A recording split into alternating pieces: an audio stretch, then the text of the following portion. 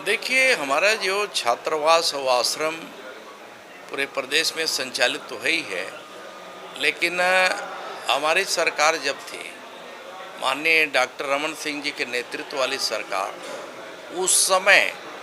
2015-16 में ही हम लोगों ने, इसके पहले 2010 के लगभग में ही हम लोगों ने एक यहाँ प्रयास नाम के संस्था खोल करके, जो यहाँ कंपटीशन एग्ज़ाम में भाग लेना चाहते हैं उसे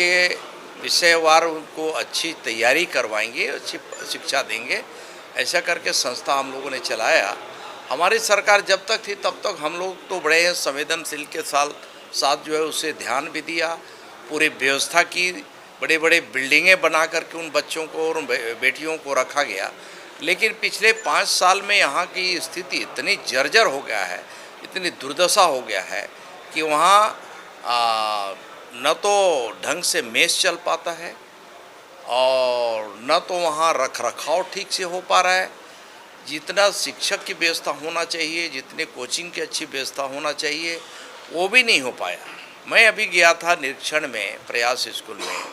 तो वहाँ देखा कि 2 साल पहले से जो कंप्यूटर लैब वहाँ बना हुआ था वो जला हुआ है। 2 साल पहले से वो आज तक नहीं बन पाया। हमने तत्काल उसे आदेश दिया कि यहाँ की तत्काल जो है व्यवस्था चुस्त दुरुस्त किया जाए और कंप्यूटर लैब जो है तुरंत यहाँ स्थापित किया जाए। साथ ही साथ अन्य विषयों के भी अगर कोई पढ़ाई की कमी हो रही है तो अन्य विषय की भी तैयारी कराया जाए और यहाँ आमूलचूल परिवर्तन किया जाए। यहाँ मॉड्यूलर किचन के बारे में भी हमने निर्णय लिया है। बच्चों को खेलने के लिए, मनोरंजन के लिए भी वहाँ पर कुछ व्यवस्था नहीं था, तो उसके लिए भी हमने घोषणा किया है और घोषणा के अनुरूप हमने काम भी प्रारंभ कराया है। भारतीय जनता पार्टी की बैठक नहीं, देखिए, उस समय चुनाव के दरमियान बड़े ही आनंद फानन में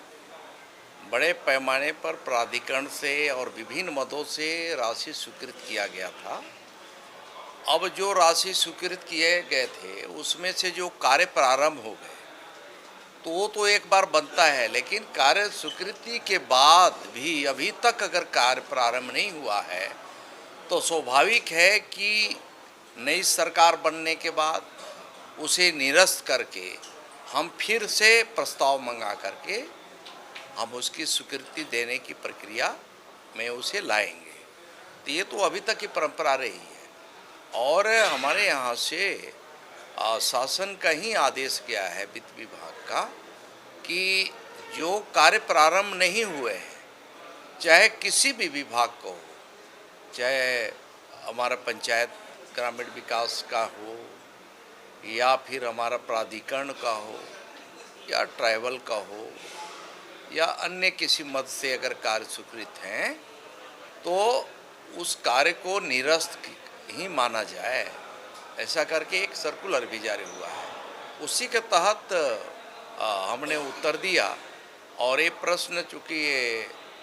प्राधिकरण क्षेत्र के बारे में पूछा गया था, सरगुजा, बस्तर और मध्य क्षेत्र का, और तीनों के बारे में हमने जानकारी दिया कि काफ़ी संख्या में काम अभी प्रारंभ नहीं हुए थे।